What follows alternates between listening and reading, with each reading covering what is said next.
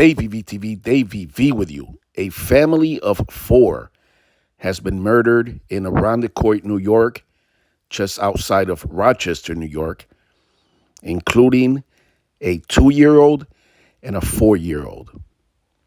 Very disturbing, horrific crime scene, according to Arundecoit, New York Police Chief Scott Peters, who said he has not seen something so disturbing in his 30-plus year law enforcement career. As always, thank you for watching Davey VTV.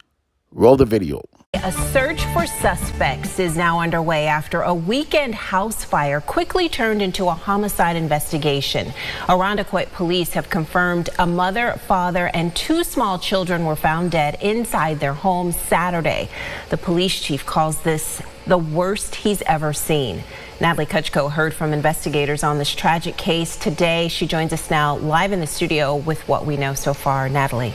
Yeah, Teresa, investigators have spent the entire weekend not giving up to process the scene and also comb through extensive evidence at the family's Arundecoit home. As mentioned, a mom, dad, and their 2 small kids, ages 2 and 4, were found dead in the basement. The police chief says the pursuit to find those responsible is only beginning.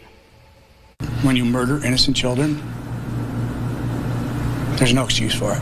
A clear message from Arundecoit Police Chief Scott Peters, the chief fighting back tears, identifying the 4 victims, a family murdered at their home on Knapp Avenue early Saturday morning.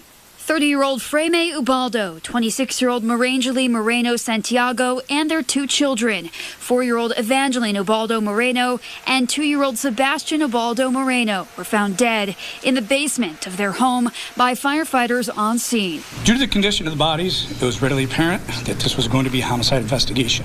We took 2 days to make sure that we methodically cleared that location. The fire did not help, but it didn't hinder us.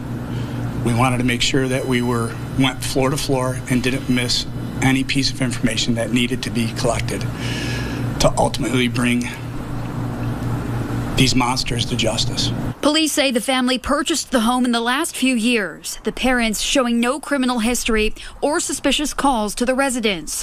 What is typically a quiet neighborhood has been shaken with grief. We were heartbroken. Our hearts go out to the families, go out to their friends, go out to the neighbors for suffering through this horrific event. And we will not stop until justice is served. As the investigation continues to identify and hold the suspects accountable, Chief Peters says in his more than 30-year career in law enforcement, this case is unlike anything he's ever seen. It's the worst thing I've ever seen. I'll remember it for life. Simple as that. Just looking at the condition of the bodies, you can tell that these were not wounds consistent with, the bodies didn't have damage to them consistent with being in a fire. Mom was being a mom, protecting her children. Dad, I can't say, but nobody should ever be able to do this or be able to think that they could do that to a child.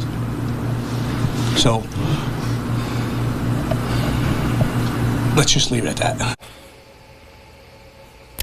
While the police chief says he does believe this was a targeted case, he is unable to clarify a clear motive at this time or a connection right now between the victims and the suspects. A cause of the fire and cause of deaths are all still being worked out. And as the number of suspects is unknown to police at this time, they ask anyone with information that could help in their investigation to please contact the Arundecoit Police Department.